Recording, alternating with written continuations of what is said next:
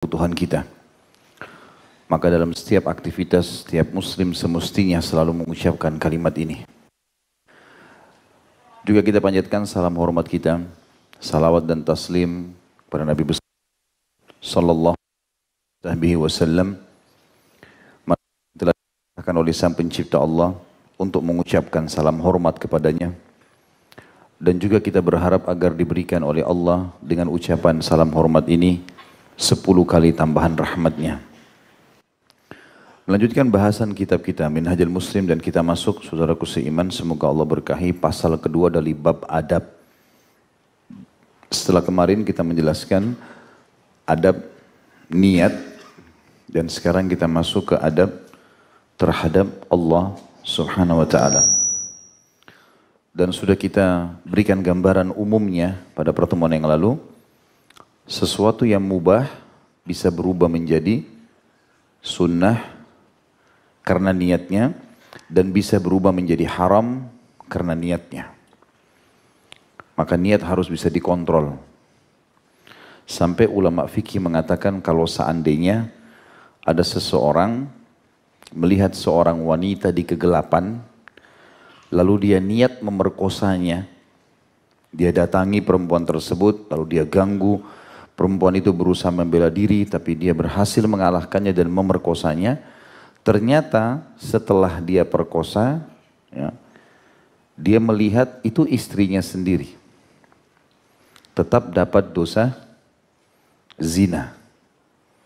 Karena dia dari awal niatnya memerkosa, walaupun yang dia tiduri itu ternyata istrinya sendiri. Sampai begitu bahayanya niat. Makanya harus dikontrol. Sesuatu yang mubah, tidur, makan, berpakaian, bergaul, bisa berubah menjadi sunnah kalau kita sesuaikan dengan perintah dan larangan Sang Pencipta Allah. Dan ini sudah panjang lebar kita berikan gambaran pada pertemuan yang lalu. Pasal kedua ini adalah pasal yang lebih penting, bahkan jauh ya, tingkatannya dibandingkan pasal pertama sebenarnya. Dan semestinya pasal ini menjadi pasal yang pertama. Cuma Syekh Abu Bakar rahimahullah memang menekankan poin ini di pasal kedua.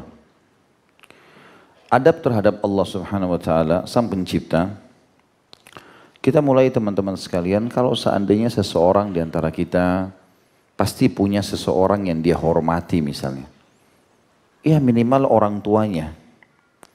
Atau mungkin kalau dia masih kuliah ada seorang dosen atau rektor di kampusnya, atau kepala sekolah di sekolahnya, atau owner perusahaannya kalau dia bekerja di perusahaan, atau siapa sajalah. Atau mungkin ada orang yang cerdas, pintar, yang dia segani karena orang itu juara dan seterusnya. Saya yakin kita akan berusaha menjaga tata krama dan adab di hadapan orang itu. Tutur katanya, tatapan matanya, ucapan lisannya, cara kita berpakaian, cara kita berjalan. Beda kalau kita berjalan, kita berbicara, kita menatap kepada orang yang kita sedang hormati, kita segani, dengan teman kita yang biasa kita anggap tidak ada sama sekali yang perlu ada batas antara kita dengan dia. Sebenarnya poin ini saya ingin titik beratkan, bagaimana dengan Sang Pencipta Allah yang telah menempelkan kulit di badan ini, mengalirkan darah di urat-urat sarafnya, menata sedemikian rupa otot-ototnya, tulang-tulangnya dengan sum-sumnya, memberikan kepada kita penglihatan sehingga kita bisa mengetahui warna-warni di hadapan kita. Kita bisa membedakan mana gelap dan mana terang, mana benar dan mana salah. Kemudian kita bisa membedakan bau wangi, bau busuk dalam waktu yang seketika dengan hidung kita. Kemudian kita bisa membedakan mana rasa manis, pahit, asam, kecut, pedas dalam waktu seketika dengan ujung lidah kita. Gigi kita dengan tertata rapi, ada gigi seri, ada gigi taring. Dengan begitu rapinya menghancurkan makanan. Kemudian ada tenggorokan yang diatur sedemikian rupa. Sampai penelitian ilmuwan membuktikan bahwasanya manusia bisa minum air walaupun kepalanya lagi di bawah. Kepalanya lagi di bawah, kakinya di atas, kemudian diberikan air gelas, dia minum, dia bisa menelannya. Begitu rapinya tenggorokan yang diciptakan oleh Sang Pencipta. Tidak tumpah keluar. Kemudian pada saat masuk di usus, dibuat sedemikian rupa lingkarannya, sehingga pada saat usus itu bergerak, bisa menghancurkan makanan-makanan. Lalu terpilah dengan begitu rapinya, mana yang jadi nutrisi tubuh, mana yang jadi kotoran. Ada perasaan kita ingin kebelet, buang air besar, buang air kecil, mengeluarkan yang tidak dibutuhkan oleh tubuh. Kemudian diserap sari-sari yang dibutuhkan oleh tubuh sehingga kita punya energi. Kita bisa berpikir, bisa bergerak, bisa punya ide-ide, ya. Bisa punya kekuatan untuk membela kalau ada orang yang berbuat jahat dengan kita. Kemudian menumbuhkan rambut di kepala kita, mengatur pendengaran dengan gendangnya sehingga kita bisa membedakan mana suara keras, mana suara lembut, mana penyampaian baik, mana ancaman. Dan seterusnya. Kalau kita ingin rincikan ini luar biasa.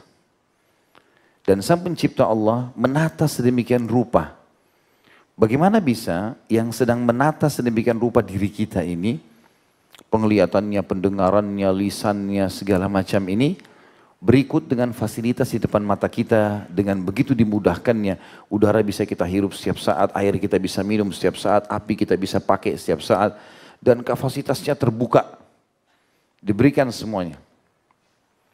Kita boleh menikmatinya. Bagaimana bisa semua itu tidak mengengahkan kita kalau kita harus beradab dengan Sang Pencipta ini yang telah memberikan kepada kita. Sampai sebagian ulama rahimahumullah mengatakan dari kaum salaf, kalau seandainya makanan dan minuman juga pakaian itu bisa berbicara, maka dia akan berkata pada saat makanan, minuman dikonsumsi oleh orang saleh dan pakaian dikenakan di badannya, akan berkata, kami bersyukur karena Allah takdirkan menjadi bagian dari tubuhmu. Dan sebaliknya kalau orang itu ahli maksiat, terus menerus terjumus dalam maksiat, tidak bertobat kepada Sang Pencipta Allah, maka makanan, minuman, pakaian, apa saja tunggangan yang sedang dia nikmati, kalau bisa berbicara akan mengatakan, sungguh kalau bukan takdir Allah, kami tidak sudi menjadi bagian dari tubuhmu. Bahkan kita tahu kalau kita membaca bismillah, penelitian, atau kita memuji Allah, kristal-kristal air akan menjadi bagus. Ya. Teman-teman sudah tidak asing dengan penelitian itu. Maka kata para ulama, itu penelitian orang non-muslim tadinya kemudian masuk Islam. Mereka mengatakan dengan mengucapkan bismillah saja, bismillah yang keluar dari mulut kita sudah cukup membuat kristal air menjadi baik dan dia sangat baik juga masuk ke dalam tubuh.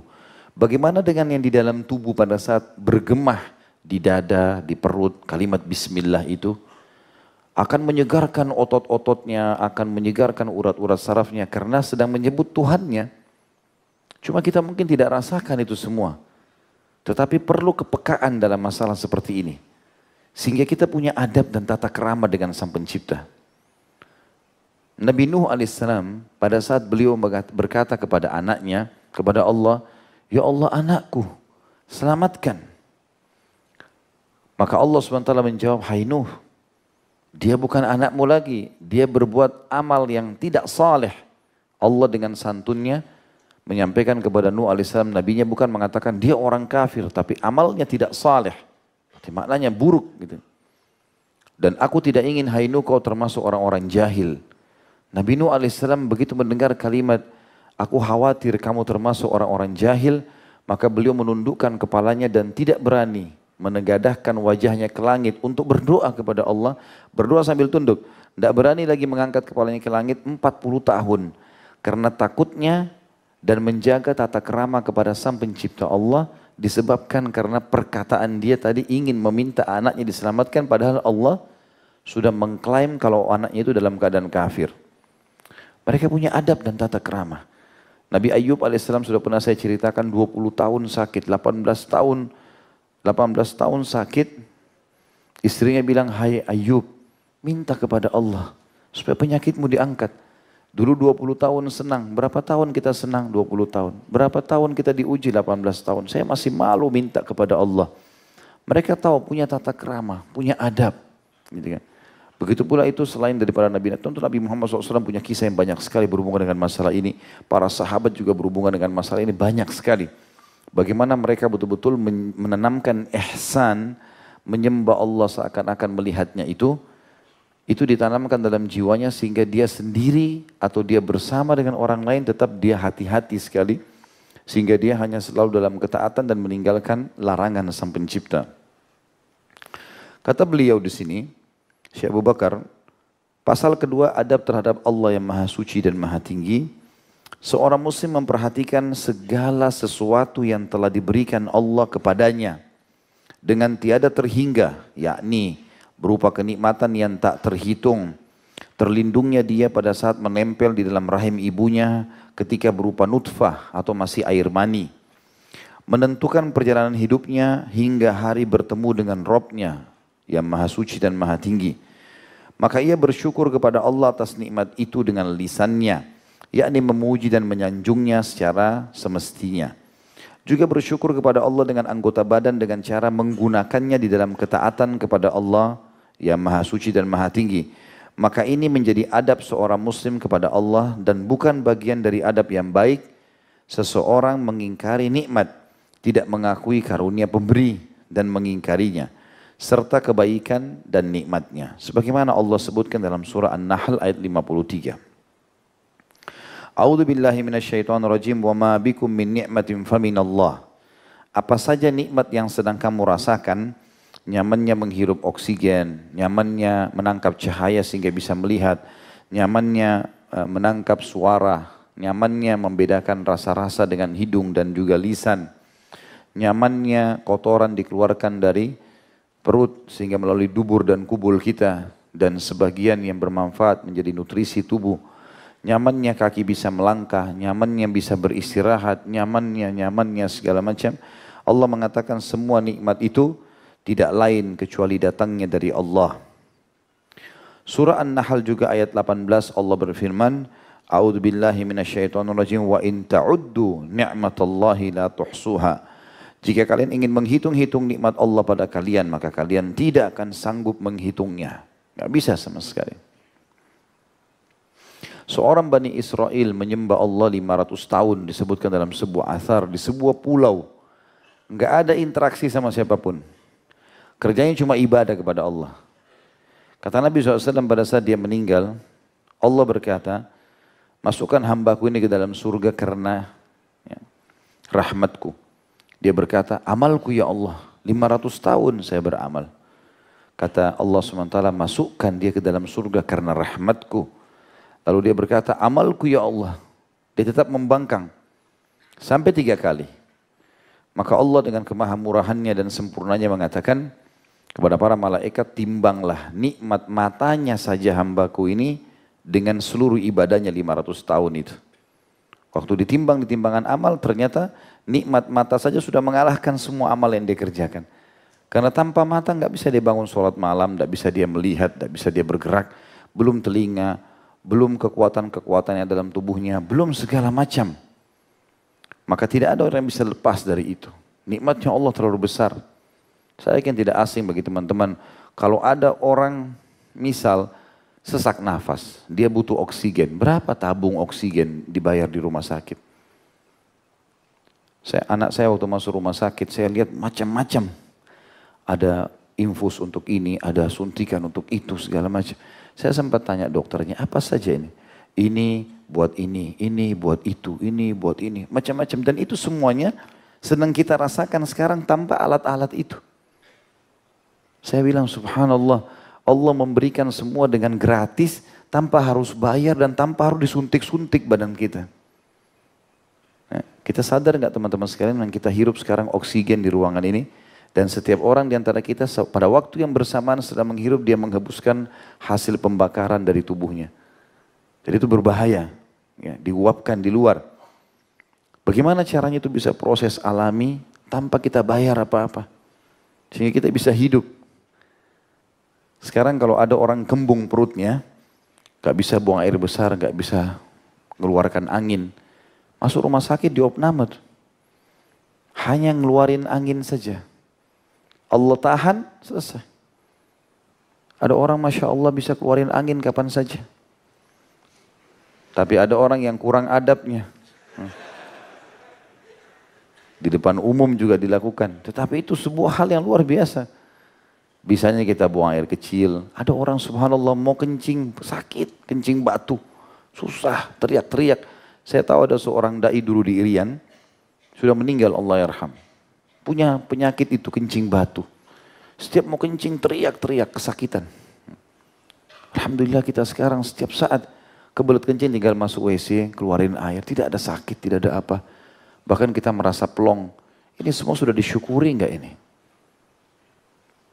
Sekali saja kita syukuri, itu sudah luar biasa balasan dari Allah. Bagaimana kalau kita tiap hari syukuri? Dan kalau kita mau rincikan ini teman-teman tidak bisa, susah. Alhamdulillah atas setiap urat mata, urat saraf mata. Alhamdulillah setiap cahaya ditangkap oleh mata. Alhamdulillah setiap oksigen yang dihirup. Setiap partikel-partikel oksigen itu. Alhamdulillah yang dikeluarkan. Alhamdulillah yang dimasukkan ke dalam tubuh dan bisa terpilah mana baik, mana buruk, mana nutrisi, mana kotoran. Alhamdulillah kaki punya kekuatan bisa menopang tubuh dan seterusnya. Nikmat Allah terlalu banyak.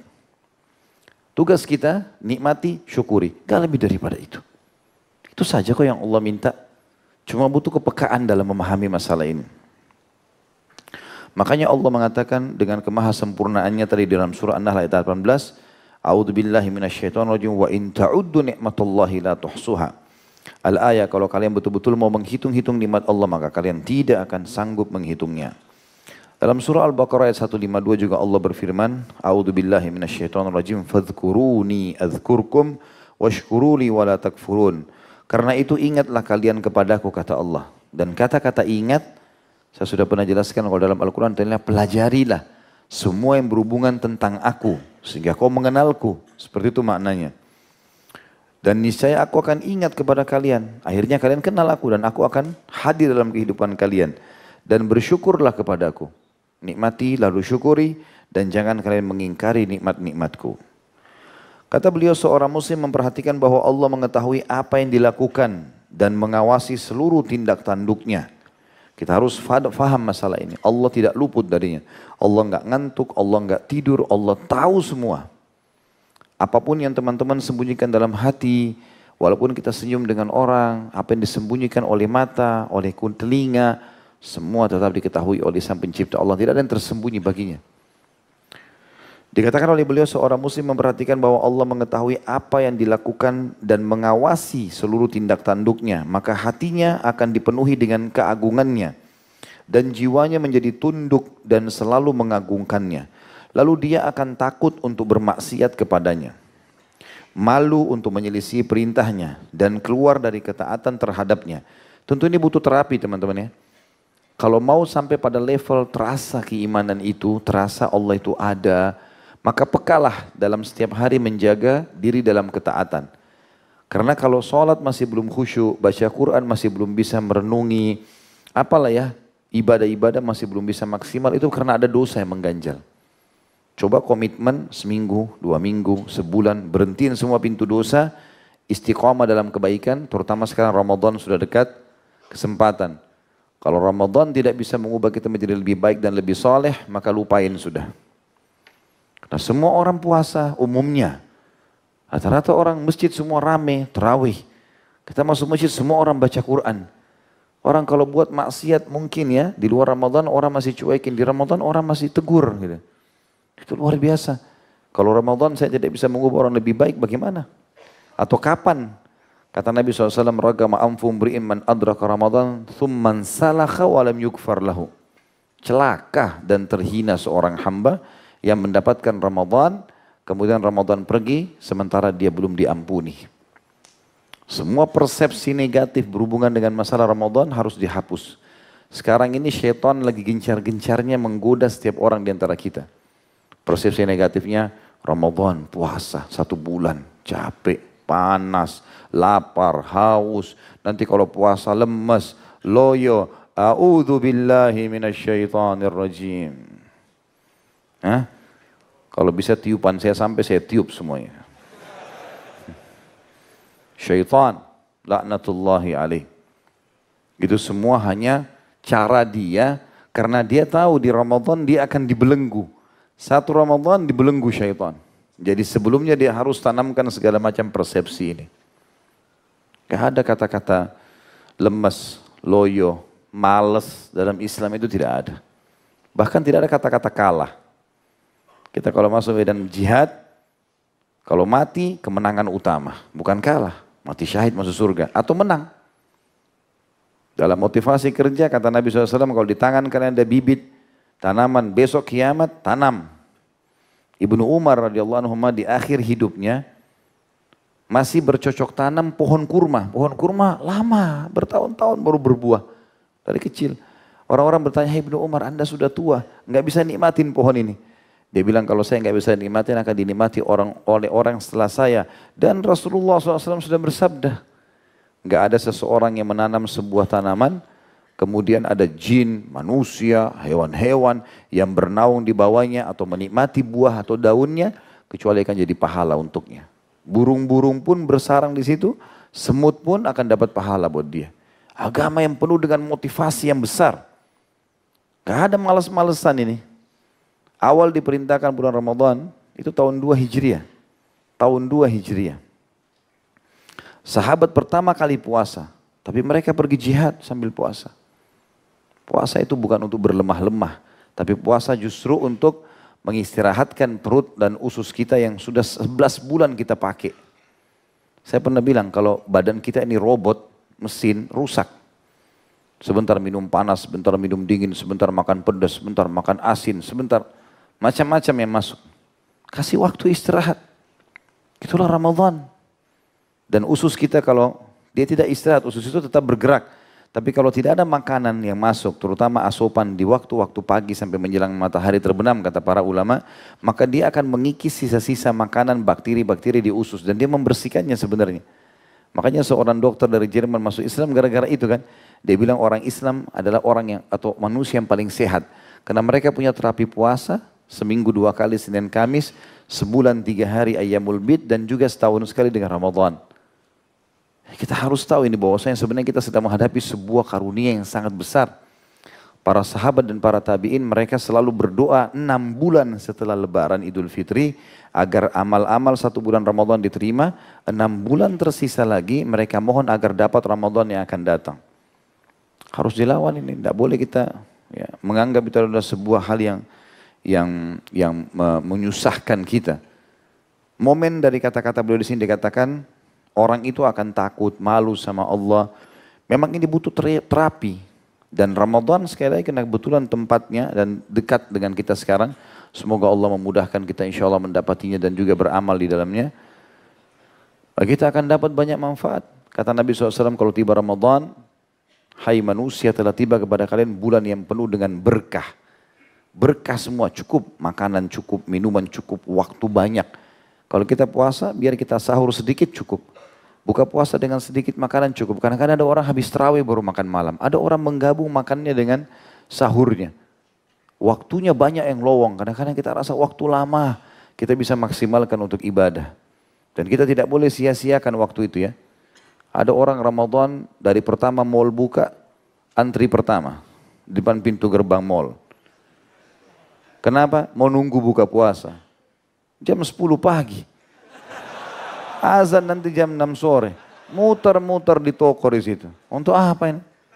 Buang-buang waktu. Hadir majelis ilmu, kembangkan ide bisnis, belajar apa. Muter-muter, itu pun tidak belanja. Tokonya orang sudah 3 kali diputarin. Untuk apa ini? Ada orang duduk nonton dari pagi sampai menjelang buka puasa. Nontonnya maksiat, padahal lagi puasa. Dari film India ke film Barat ke film ini. Apa ini? Gitu. Apa manfaatnya gitu? Ada juga orang tidur terus. Puasanya cuma 1 jam. Tidur cuma bangun sholat, tidur lagi. Nanti jam 5 sore baru bangun mandi. Wah, 1,5 jam lagi azan. Enak benar orang puasa. Ini salah semua ini, mestinya dimaksimalkan. Kalau kita biasa di kantor habisin waktu 2-3 jam untuk keluar cari makan siang saja, tentuin restorannya, macetnya segala macam. Ramadan nggak perlu lagi itu, maka lebih banyak kita beraktivitas. Apalagi boleh makan dan minum, tapi tunggu azan maghrib. Makan sampai capek, sampai subuh nanti. Nggak ada masalah. Cuma waktu siang itu saja kok dilarang untuk ujian. Untuk menguji adab kita kepada Allah. Patuh nggak nih? gitu. Harus dilatih kan gitu. Dan tujuannya Ramadan untuk meningkatkan skill kita secara ibadah.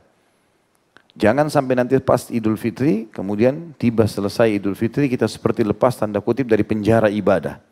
Alhamdulillah tidak lagi puasa. Alhamdulillah boleh lagi berzina, boleh bermaksiat. Ramadan sudah lewat. Alhamdulillah tidak lagi sholat malam, tidak lagi baca Quran. Ini kebodohan.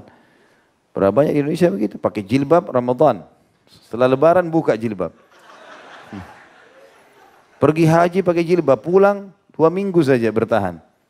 Habis itu buka semuanya. Ini kenapa ini? Tujuannya pelatihan untuk peningkatan skill menjadi lebih baik. Gitu kan.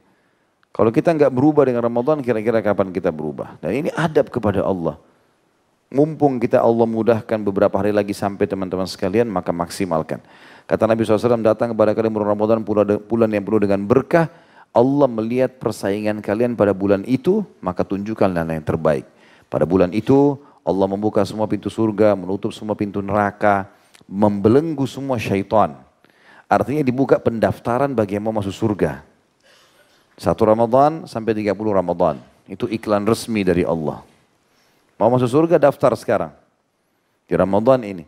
Kata Nabi SAW kalau tiba Ramadan Allah turunkan malaikat khusus berseru.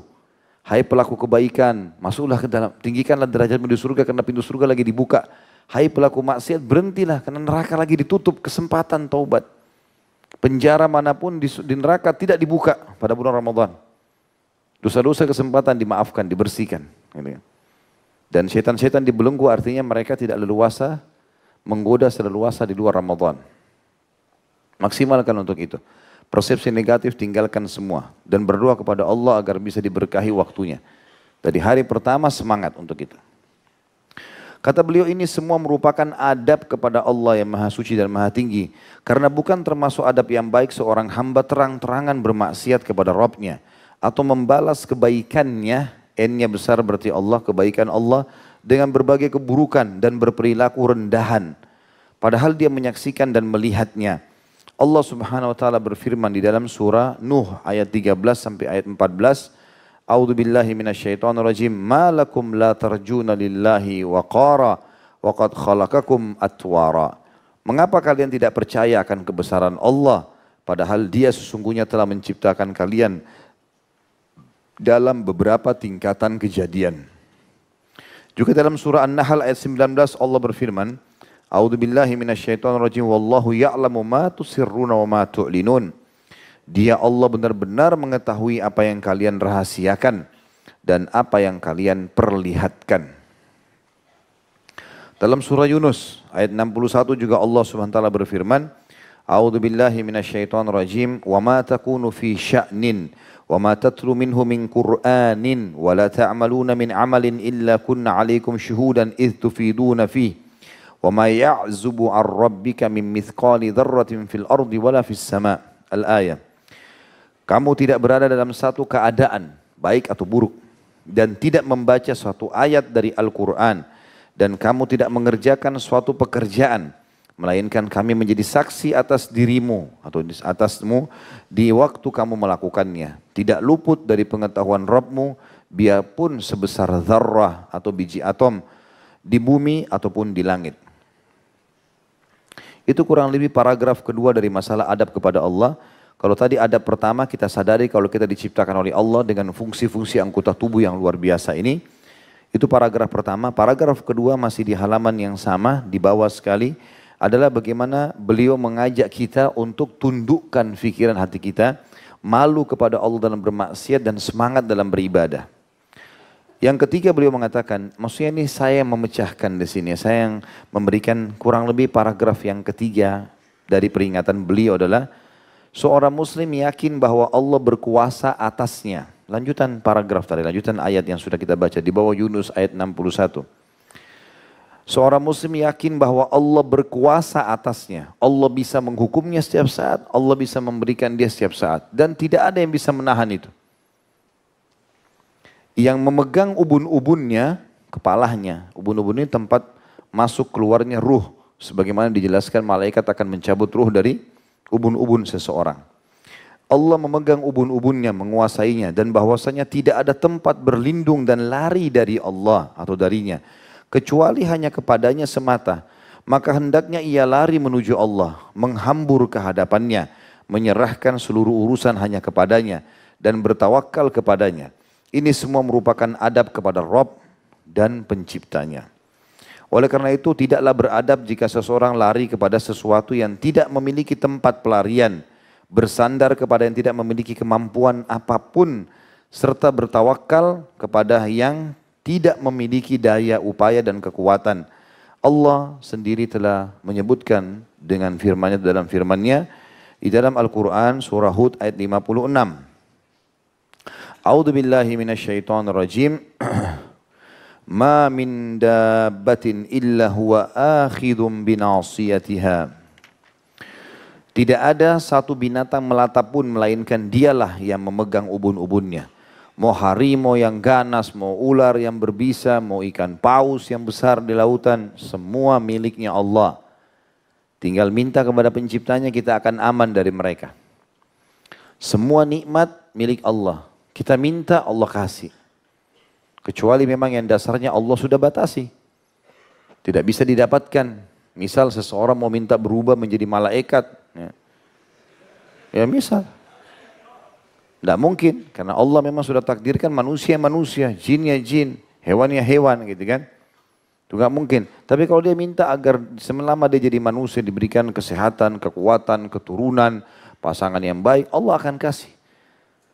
Kalau masih belum didapatkan sama dia berarti ada kekeliruan dalam kehidupan dia. Dia tinggal muhasabah sedikit selesai kok.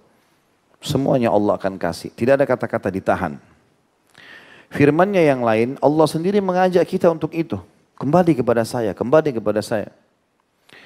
Surah Az-Zariyat ayat 50, Allah berfirman, A'udzubillahi minasyaitonirrajim, fafirru ilallah, inni lakum minhu nadhirum mubin. Bersegeralah kembali kalian semua kepada Allah. Mentaati Allah maksudnya. Kerjakan perintah, tinggalkan larangan. Tidak usah pedulikan perkataan manusia sebagaimana sering saya bahasakan. Sesungguhnya kata Allah SWT disuruh Nabi Muhammad SAW sampaikan, aku seorang pemberi peringatan yang nyata dari Allah untuk kalian semua. Juga firman-Nya Allah SWT dalam surah Al-Maidah ayat 23, A'udzu billahi minasyaitonir rajim wa 'alallahi fatawakkalu in kuntum mu'minin. Dan hanya kepada Allah hendaknya kalian semua bertawakal jika kalian benar-benar orang yang beriman. Seorang muslim juga, ini kalau kita poinkan, poin yang keempat peringatan dari Syekh Abu Bakar. Seorang muslim juga memperhatikan kelemah lembutan Allah Ta'ala kepadanya. Di setiap urusannya, memperhatikan kasih sayang Allah kepada dirinya dan seluruh makhluknya. Lalu berkeinginan kuat untuk mendapatkan tambahan kelembutan dan kasih sayang itu. Sehingga dirinya akan selalu merendahkan diri kepadanya dengan kerendahan yang murni dan dengan doa, bertawassul kepadanya dengan perkataan yang baik dan amal saleh. Ini semua merupakan adab terhadap Allah yang menguasainya. Maka bukanlah orang yang beradab, orang yang berputus asa dari mencari tambahan rahmat-Nya yang luas, meliputi segala sesuatu. Berputus asa dari kebaikan Allah yang tak terhingga, yang mencakup seluruh alam semesta, serta kelembutannya yang tercurah untuk segenap makhluk. Di antara hal ini, poin ini sebenarnya kalau umum-umum ya, rahmat kayak orang sudah punya makanan minta ditambahkan, orang sudah punya keturunan minta ditambahkan, orang kesehatan minta ditambahkan. Itu kuasa Allah, boleh kita tamak dengan rahmat Allah selama Allah bolehkan itu. Tapi ada hal yang penting juga dalam rahmat Allah yang banyak manusia tidak sadari, yaitu Allah bisa memaafkan kesalahannya. Pada saat dia buat kesalahan, Allah bisa maafkan.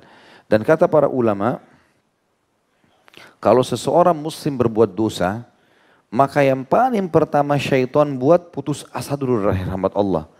Bukan syaitan suruh ulangi dosa itu, bukan. Putus asa, kalau dia orang beriman, kamu sudah kotor, kamu sudah najis, kamu sudah maksiat, sudah terlanjur, nggak apa-apa lakukan, nanti gampang taubat, segala macam seperti itulah. Maka seorang mukmin harus tahu, kalau dia buat dosa manusiawi, maka dia kembali ke jalan Allah segera. Dia beristighfar, bertaubat. Jangan malah buat maksiat lalu kemudian syaitan itu musuh. Dia kalau misal mau kita berbuat zina, Dia nggak mau cuma zina. Banyak target dia. Nanti kalau sudah berzina, dia akan buat kita berdusta sama orang yang teman kita berzina, nanti membuat kita menipu, nanti membuat kita sampai pada tingkat membunuhnya. Gitu. Kalau sampai khawatir beritanya tersebar dan seterusnya. Jadi syaitan itu jahat sekali. Makanya dosa itu jangan dicoba, nggak usah dicoba.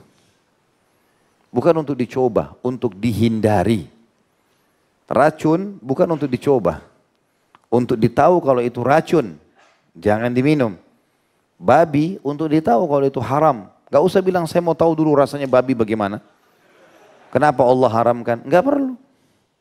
Gak perlu. Jadi kalau teman-teman lagi naik motor, sebelum jatuh dan luka, jalan yang baik-baik. Ya. Jangan bilang, oh saya mau coba dulu luka itu sakit gak? Jadi gak apa-apa saya balap. Ada orang begitu kan? Sengaja. Luka bukan untuk dicoba. Untuk apa lu coba-coba gitu? Nggak apa-apa, nekat, apalah, jiwa muda, dusta semuanya.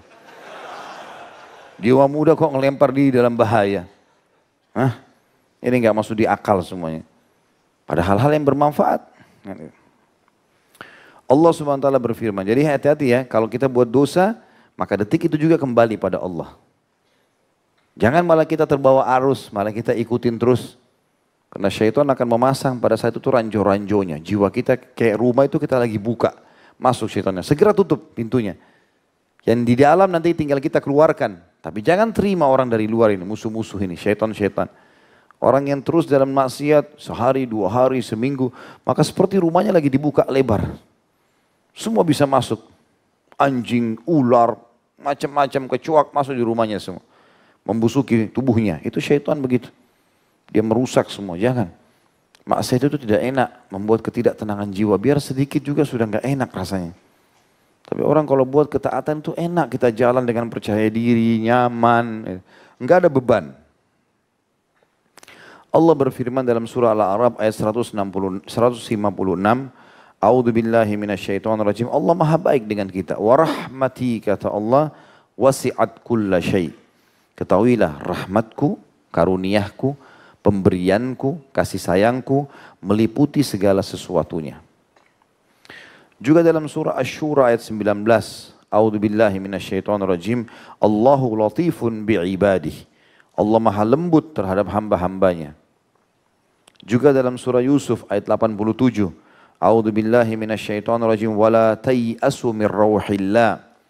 Dan janganlah kamu semua berputus asa dari rahmat Allah. Saya sudah bilang tadi tidak ada putus asa dari rahmat Allah. Selalu optimis. Buat dosa, Allah akan ampuni saya. Kita langsung beristighfar, jangan ulangi lagi. Jangan ditunda-tunda. Juga dalam surah Az-Zumar ayat 53. A'udzu billahi minasyaitonir rajim. Wala taqnatu mir rahmatillah. Jangan pernah kalian berputus asa dari rahmat Allah. Seorang muslim memperhatikan bagaimana dahsyatnya siksaan Robnya. Ini poin yang kelima. Peringatan Syekh Abu Bakar rahimahullah yang kelima kita bisa ambil. Dari satu sisi kita tahu kemahalembutannya Allah. Tapi ingat juga, banyak orang bilang Allah Ghafurur Rahim. Allah Maha Pengampun. Benar. Tapi firman Allah juga, Innallaha syadidul iqab. Allah berat siksaannya. Allah lembut dengan hamba-hambanya, mau tobat, mau kapok, mau kembali. Ya silahkan. Allah maafkan. Tapi Allah syadidul iqab, berat hukumannya bagi orang yang terus dalam kelalaian, kemaksiatan. Kata beliau, seorang muslim memperhatikan bagaimana dahsyatnya siksaan Robnya, kerasnya azab dan kecepatan hisabnya. Sehingga dia bertakwa atau merasa takut kepadanya dengan mentaatinya. Dan menjaga diri terhadapnya dengan meninggalkan segala kemaksiatan. Maka ini pun merupakan bentuk adab kepada Allah. Sehingga tidaklah seseorang itu beradab menurut orang yang berakal apabila ia menentang Allah dan berlaku aniaya atau zalim. Padahal ia seorang hamba yang lemah namun justru menentang Rabb yang maha perkasa lagi maha kuasa.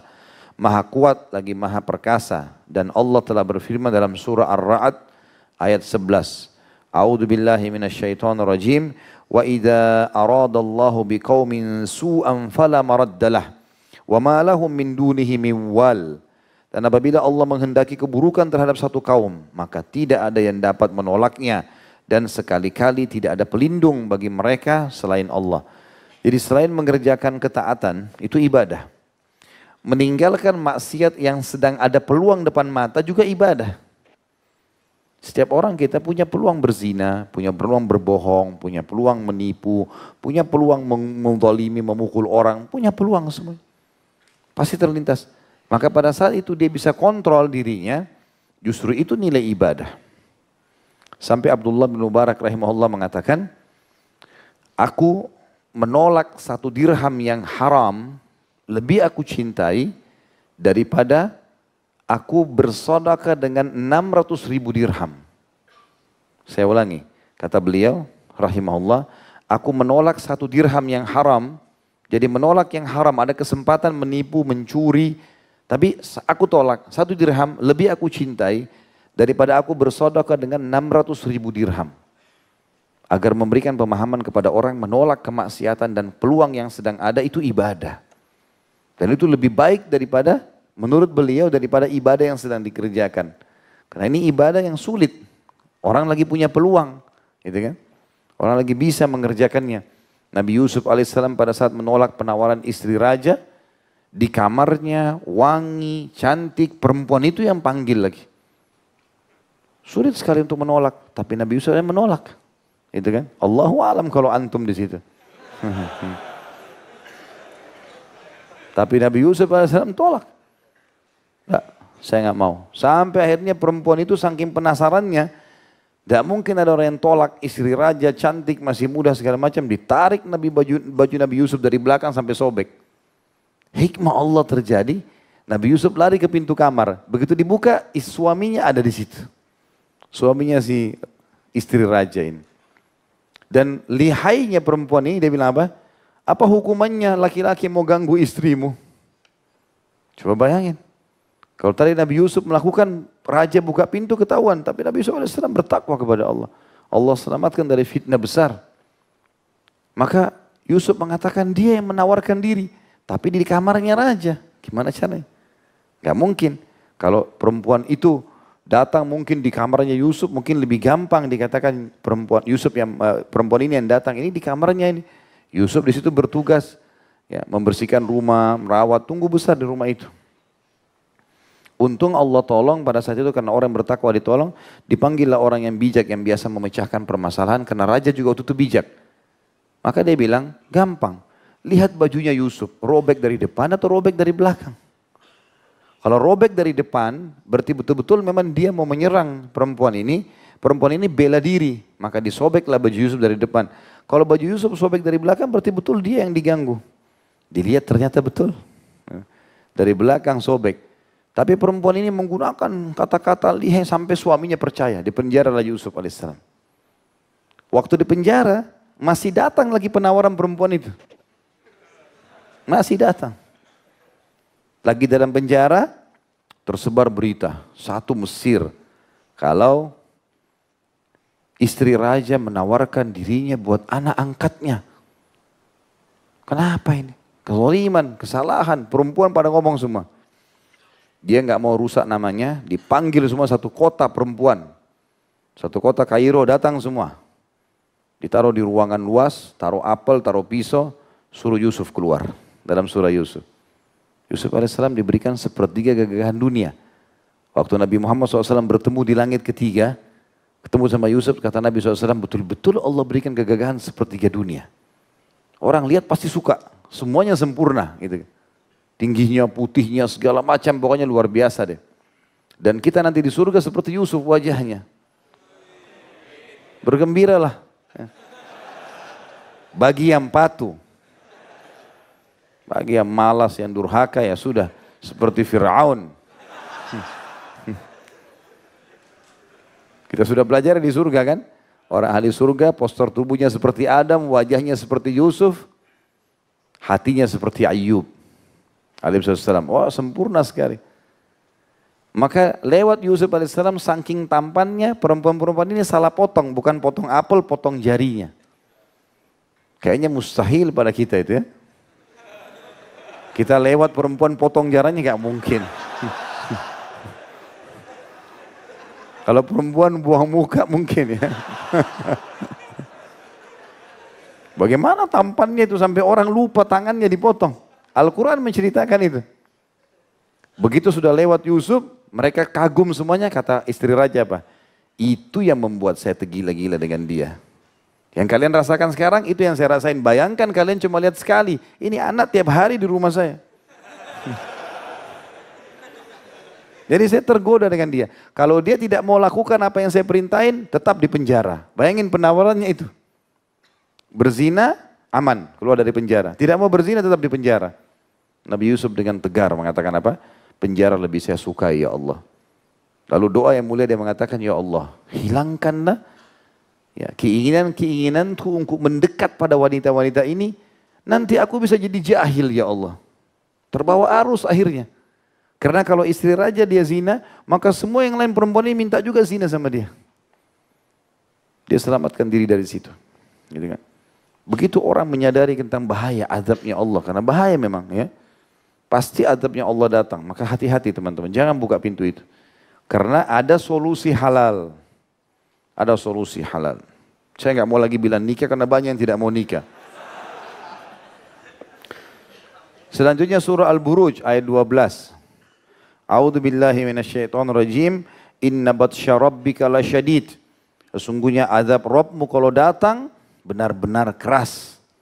Kalau sudah datang siksaannya Allah, kita telat bertaubat, udah selesai urusannya. Berat sekali. Juga dalam surah Al-Imran ayat 4. A'udzu billahi minasyaitonir rajim. Wallahu azizun dzuntiqam. Allah Maha Perkasa lagi mempunyai balasan atau siksa. Selanjutnya teman-teman sekalian, kalau kita bahasakan poin ke-6, antum pegang buku ditulis angka 6 di sebelahnya. Kata Syekh Abu Bakar rahimahullah, seorang muslim hendaknya memandang kepada Allah yang maha suci dan maha tinggi ketika ia berbuat maksiat atau keluar dari ketaatan kepadanya, bahwa seakan-akan ancamannya telah sampai kepadanya. Azabnya seakan-akan telah turun, balasannya telah tiba di sekitarnya. Demikian pula ketika dia melakukan ketaatan dan mengikuti syariatnya, maka seakan-akan Allah telah membuktikan janjinya kepadanya. Seolah-olah keridoannya telah diberikan, sehingga dengan itu jadilah ia seorang muslim yang berbaik sangka kepada Allah. Dan baik sangka atau husnudzan kepada Allah merupakan salah satu adab seorang muslim kepada Allah. Maka bukan merupakan adab kepada Allah jika seorang muslim berburuk sangka atau su'udzan kepadanya, sehingga dia keluar dari ketaatan kepadanya, mengira bahwa Allah tidak memperhatikannya, serta tidak akan memberikan balasan atas dosa yang dia kerjakan itu. Padahal Allah Ta'ala telah berfirman dalam Al-Quran. Di dalam surah Fussilat ayat 22 sampai ayat 23. A'udhu billahi minasyaitanir rajim. Walakin dhanantum anna Allah la ya'lamu kathiran mimma ta'malun. Wadhalikum dhannukum alladhi dhanantum birabbikum. Ardhakum fa asbahtum minal khasirin. Bahkan kalian mengira bahwasanya Allah tidak mengetahui kebanyakan dari apa yang kalian kerjakan. Dan yang demikian itu adalah prasangkaan kalian yang telah kalian sangka terhadap Rabb kalian. Prasangka itu telah membinasakan kalian, maka jadilah kalian termasuk orang-orang yang merugi. Jadi orang pikir kalau dia berzina, kalau dia berbohong, kalau dia apa, Allah tidak tahu. Padahal Allah tahu semua. Tapi kita tentu berada di antara poin yang penting di sini. Kalau kita sudah terlanjur berbuat, minta maaf segera kepada Allah dan janji jangan mengulanginya. Segera, sebelum azab Allah datang. Kalau sudah datang susah sekali. Juga bukan merupakan adab kepada Allah jika seseorang bertakwa kepada Allah, mentaatinya namun berprasangka bahwa Allah tidak akan memberikan balasan kepadanya atas amal baik yang telah dia kerjakan, atas ketaatan dan ibadahnya. Padahal Allah telah berfirman, surah An-Nur ayat 52. Jadi kita nggak boleh ibadah dengan keyakinan kayaknya nggak ada pahalanya deh. Kayaknya saya nggak masuk surga. Kayaknya Allah nggak terima. Nggak boleh kita berpikiran begitu. Yang penting kita sudah ikuti syarat dan rukunnya. Allah lebih pantas membalas hamba-hambanya.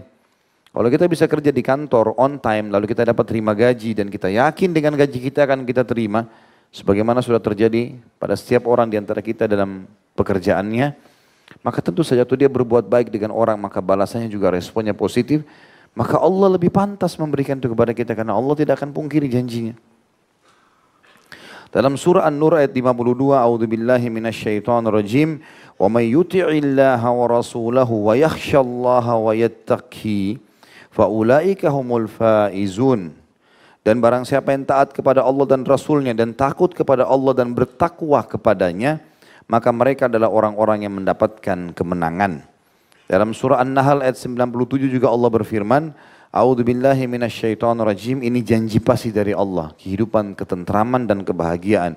Man amila salihan min dzakarin aw untha wa huwa mu'minun falanuhyiyannahu hayatan thayyibah wa lanajziyannahum ajrahum bi ahsani ma kanu ya'malun.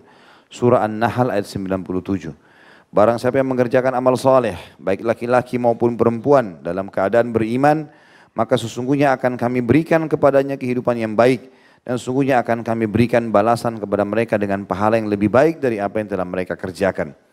Makna kalimat falanuhiyannahu hayatan thayyibah, orang-orang Arab hanya menggunakan istilah thayyibah kalau di makanan misalnya, maka makanan itu betul-betul high quality, sudah rasanya enak, porsinya pas, ya, nyaman dilihat, warnanya kah, penataannya kah, bentuknya kah, itu baru mendapatkan istilah thayyibah.